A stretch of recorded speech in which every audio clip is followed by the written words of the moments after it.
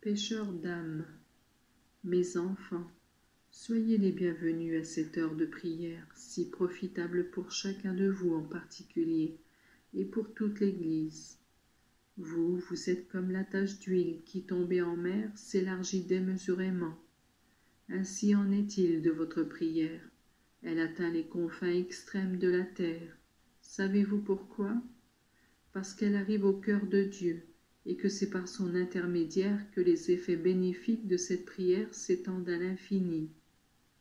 Quand elle est bien faite, la prière unie comme en une seule étreinte, l'Église triomphante, souffrante et militante, et elle apporte à ceux qui en ont besoin un souffle divin qui est soulagement, grâce, accroissement d'amour.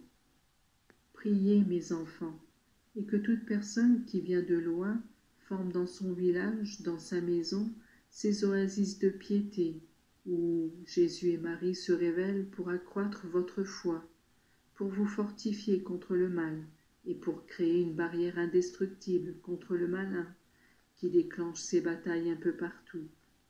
Moi, je suis votre Jésus qui vous parle, et si je vous montre le bien à accomplir, je vous aide ensuite à le conduire à bonne fin. Vous souvenez-vous de la pêche miraculeuse? J'avais pris la barque de Pierre, mais il fallut le renfort d'une autre barque, et bientôt toutes deux furent remplies de poissons.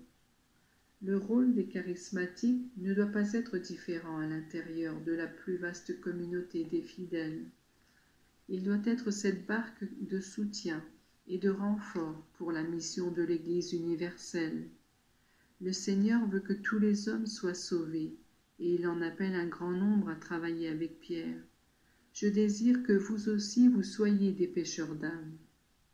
Ne craignez rien, même pas lorsque les barques paraissent submergées par les flots de vicissitudes humaines.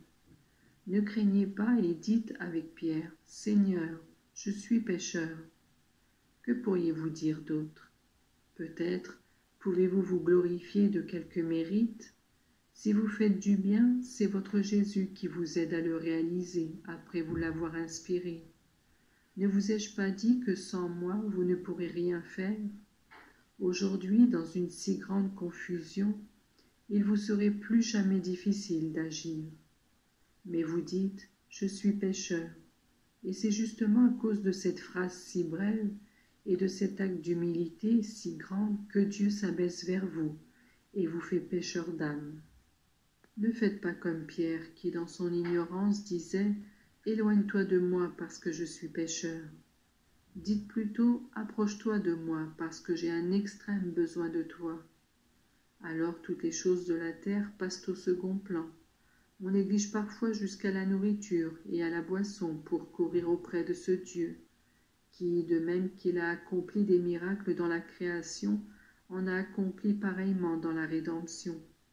On a accompli encore et en accomplira sans cesse, tant que le monde existera, pour prouver aux hommes que lui, celui qui est, n'abandonne pas l'œuvre de ses mains. Lui, l'auteur de la loi, peut changer les lois de la nature et leur commander. Ainsi, mes enfants, tous unis dans l'amour et la prière, agissez dans le monde et rappelez aux vérités de la foi ceux qui les ont oubliées.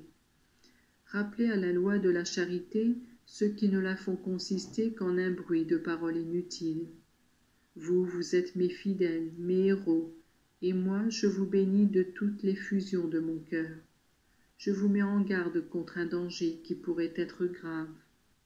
Que ce ne soit pas la curiosité qui vous pousse en ce lieu, ni le désir du message privé, mais un saint désir d'instruction qui équivaut à celui de vous nourrir d'un pain authentique, afin de pouvoir le donner aussi à d'autres et les faire vivre. Moi, je vous bénis chaque fois que vous relisez mes paroles et celles de ma maman, et que vous en faites un sujet d'étude et de méditation. Je bénis les apôtres de cette parole qui donnent à d'autres cette nourriture salutaire, même au prix de sacrifices et parfois en triomphant du respect humain. Mes enfants, maintes fois l'Évangile est ignoré et négligé. Les explications simples et profondes qui vous sont données par ce moyen apporteront du bien à tout le monde. Je vous serre dans mes bras, mes enfants. Que demain, ma maman vous voie auprès de son autel, revêtue de la robe nuptiale de la grâce, prêt à rappeler auprès de son trône ceux qui ont besoin d'elle.